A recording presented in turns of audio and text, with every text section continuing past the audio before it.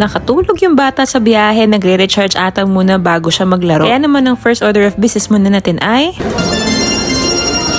Grabe, sarap talaga ng Jollibee lalo pag gutom. Malapit lang din to sa may food court so dinaanan namin tong mga karaoke booth. Tapos, gising na yung bata so dumiretso na kami dito sa may orange wheels. First time namin dito, tsaka maganda pala siya. May area pang toddler, mayroong mga pang malalaki na, meron din for art section, meron din small dining area, tsaka meron din silang pagupitan ng bata. Hindi ito ha, syempre iba. Pero sobrang cute nito, tingnan nyo. Ba't ganun yung tawa ko parang naubusan ng hininga? Anyway, parang basta na dito na lahat, ganun. Although maliit lang yung area pang toddler, pero carry na rin naman.